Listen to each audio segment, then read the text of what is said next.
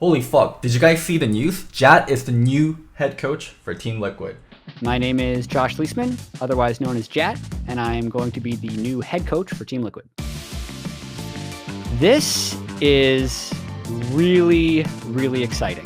I mean, I actually had no fucking idea that it was going to be Jatt. It's a surprise for me and I'm sure everyone. I'm not sure why or how it really happened, but let's break it down and also let's talk about the future of Team Liquid.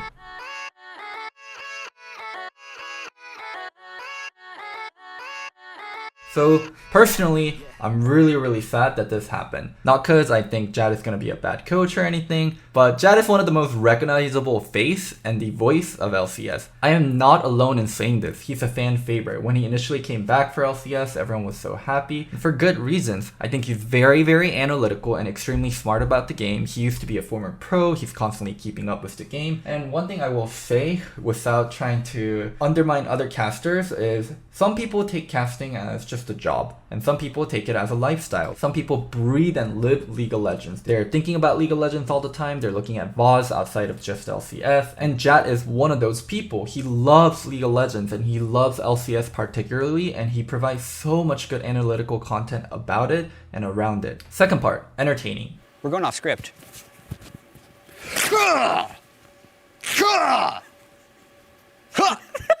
I don't think Jatt used to be the funniest guy. I don't think Jatt used to be the best actor, and I also think Jatt was not the greatest when it comes to his delivery, but I did talk to Jatt about a lot of these things, especially after the SportsCenter episode where both me and Jatt went on, and Jatt just did so much better than me, and he talked about how much work he put in and how much research he puts in and how much effort that he actually puts into his craft. He's a great entertainer now, and the thing is, he didn't used to be.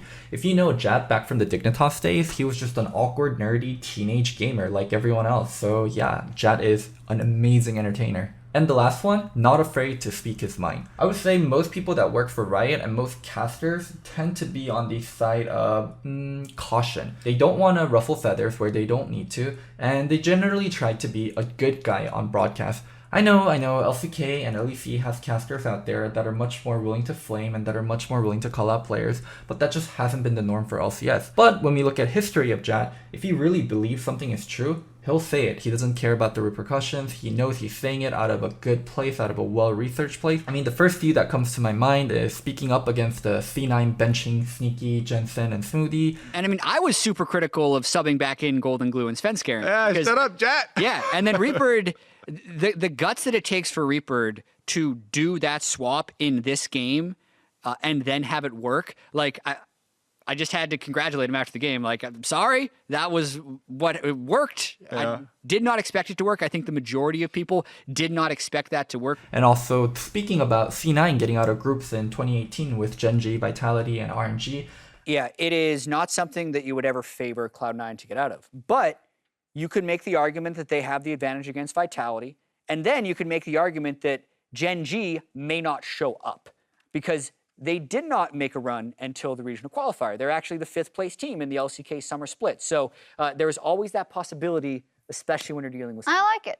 At the time, Jatt received a lot of critique and flame for these, and yeah, he stuck to his guns, and he said what he said because he really believed in it. And yeah, these are all the reasons why I love Jatt as an analyst and a personality for League of Legends and LCS in particular, and it's a real bummer that he won't be part of the LCS anymore. I think there's a big 3 for LCS. It's Dash, Jatt, and Captain Flowers, and these 3 really, truly carry the broadcast, and missing one of the 3 is going to be a real big hit going into summer of 2020. It is what it is. And now let's talk about Jatt and his new home TL and how I think it's going to pan out. How will Jatt do as a coach? I think coaching in North America has largely to do with how you manage personalities more than anything. Sure, all the game knowledge matters, but that is really secondary. And I think Jatt has a lot of experience doing a lot of other jobs. He's been a game designer before, he's been a pro player before, he's been working in casting forever. And I think one other thing that's going to help him a lot is he's on the older side and he's been very closely linked to LCS, and he's seen coaches come and go. He's seen what works for certain coaches, what doesn't work for certain coaches. So I do think he'll have a good handle on things. But initially, when he starts out coaching, I think he'll be really surprised. So in terms of the gameplay aspect, the actual X's and O's, the thing he's been very much excited for, like the draft and stuff, I think he'll be great at. But he's gonna find out it's rather frustrating. You can know the matchups, you can have the draft planned, But if the players aren't quite on board or not capable of running what you guys have planned, it really doesn't matter. I think a lot of people, especially when they haven't coached before, and especially if they haven't coached in LCS before, think of coaching as some kind of a strategy game. You think of an insane strategy and you outthink the other coach, but more so, it's working with the pieces that you're given and getting the best out of it. Have you guys ever seen Chopped? It's this cooking show where you're given a lot of random ingredients and you have a limited time constraint and you have to come up with a dish. I would say coaching in LCS is much more closer to that than anything else. So yeah, overall, I do think Jatt will turn out to be a good coach, but not initially. I think a lot of things are going to catch him by surprise, but due to his experience with LCS and how closely he's been linked to it, I think he will figure stuff out. Now let's talk about the future of Team Liquid. I think this will be very, very exciting. The roster going into 2020 will be Impact, Broxah, Jensen, Tactical, and CoreJJ. They're not going to make any more changes. I double checked with someone I know in Team Liquid. This will be the starting 5 roster. So one of the first things that you need to do as a team approaching a split or approaching the season in general is to find an identity. And I think Team Liquid can look to the past and take inspiration from other teams that actually had both Impact and Jensen as their solo laners. 2017 Cloud9. So let's compare the two rosters and why I think they will play very similarly. Well, Impact is Impact. It's an obvious comparison. I will say the landscape of the league has changed a lot, and Impact individually hasn't been as great as he used to be, but in terms of playstyle, he is still the exact same player. Now for jungle, Broxah with Contracts might be a very weird one. Broxah is a very well-seasoned veteran, and Contracts was an extremely new player back then. So why am I making that comparison? I think both players are very mechanically gifted, and they like skill checking other junglers. We see it all the time with Contracts and Broxah. They love fighting in River, they love taking the 2v2 around mid lane. And yeah, that's where I think the comparison really stands in terms of their play style and how they like to play. So yeah, even though there might be a lot of experience difference between the two, I do think 2017 Contracts and 2020 Broxah do play very similarly. Moving on to mid lane, another obvious comparison, 2017 Jensen to 2020 Jensen. I do think the same things apply to Jensen that it does for Impact. He isn't the same mid laner he was back in 2017, but in terms of playstyle, he is still the same. Mechanically strong laner that likes to build individual leads and then carry through team fighting. Finally, for bot lane, the tactical versus sneaky comparison. There hasn't been that much of games for tactical on LCS, but a comment from Team Liquid really made me think of this comparison, which was when tactical came in, we didn't have to play around bot lane as much anymore. And yeah, Sneaky played that exact same role on that C9 roster. He was a solid team fighter that didn't need a lot of resource, and his support actually left him a lot. I think Tactical will end up playing a very similar role in this 2020 TL roster, where he's not really dominating in lane, but he's just scaling and getting ready for the team fight and not demanding a lot of resource. And lastly, we have CoreJJ for Smoothie. I think this is the weakest comparison by far, since CoreJJ can do pretty much what Smoothie does and so much more. But to talk more specifically about what Smoothie did in that era,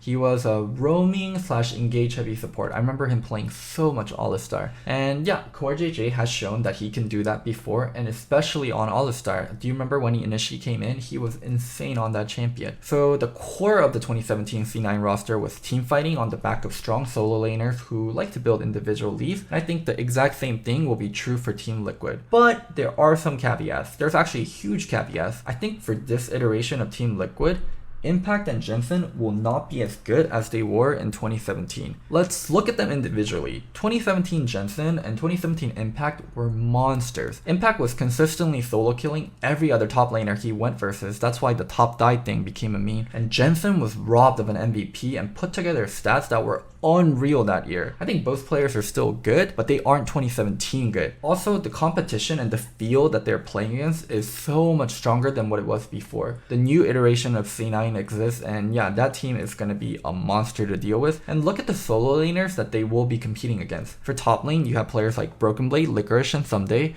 For mid lane, you have players like Niski, Power Beeble, Suzuki, and Bjerg. I think both solo lane pools for North America has gotten so much stronger than what it was in 2017, and I think it's going to be really hard for Impact and Jensen to dominate the other solo laners in the same way. The expectation for this Team Liquid is championships, and I don't think that will be met in summer. And after that, the contracts for Jensen, Impact, and Broxah all expire, and if I was a betting man, I don't think Team Liquid will end up re-signing any of the players. But this is where things get really interesting, and this is where I get really hopeful. And there's someone I want to talk about, Steve. Initially, when I worked with Steve, I didn't think he was very smart about the game. but because he has some experience playing League of Legends on a professional level for a very, very brief period, and he's been someone that's been playing the game forever, he thought he could intervene a lot and give his input and thought it would be very helpful. And honestly, it really, really wasn't. And you saw Team Liquid fail a lot. During my era, they did do okay, and then after my era, they were in relegation twice, but again and again, I think Steve is showing his aptitude for business and also the ability to sell his vision to other people. Obviously, securing the enormous amount of funds to make TL what it is today is the first thing that people have to give him credit for. And the second one is bringing on Doublelift. It wasn't easy. It really, truly wasn't easy, and Steve got it done. And they got to enjoy 2 years of uncontested dominance in North America because of that. And now finally bringing on Jatt. I also don't think this was an easy sell. Jatt is such a big part of the LCS. I talked about that before in the earlier part of the video. And getting him to lead the security of LCS and Riot, especially without having Doublelift on the team and kind of the up and down spring that they went through, well done, Steve. And one thing that doesn't get talked about enough is Steve was in a position where he had very few choices to get a new head coach due to the COVID-19 situation, and he absolutely fucking killed it. He got someone that probably most didn't even think was an option, and who I personally believe will be amazing at his job. I don't think the 2020 summer for Team Liquid is going to be anything special. I think Jatt is going to be struggling to learn the in and outs of coaching and really get back into the competitive aspect of the scene, but I am so hopeful for 2021 and beyond. I really trust in Jatt, I really trust in Steve, and they also have Core JJ and Tactical locked up, so their bot lane will be well set. The new 3 players that they get, we have no idea who it might be. Hell, Jensen, Broxa, Impact, some of them might even stay, but I fully believe in the new leadership of Team Liquid and Steve and Jatt. And also, leadership really carries franchises. When the leadership is on point, you can see teams like C9 and Team Liquid dominating. And I think the up and downs of TSM has a lot to do with how much Andy has been involved and how strong their leadership has been. When TSM has had really strong leadership and when Andy has been very much involved, they had a lot of success. And without Andy so much involved and with the leadership failing a little bit, yeah, TSM hasn't looked the greatest, even when given amazing pieces like Zban, Mitty, and Bjergsen. So to cap this off, don't forget to like, subscribe, and comment. Let me know where you agree and where you disagree. I know I haven't been doing daily videos. I miss you guys, and yeah, hopefully I can get back into the rhythm of things. And one last thing, I'm not crazy, I'm just loco. Bye. Yeah, let's go. I ain't the first with the curse, with the thirst that I wanna be better, not worse, man, it hurts. I'm on this earth with my words and I put them all together, insert, cause I wanna have worth. Working hella hard till they put me in the dirt. Gonna go far, man, listen to my words.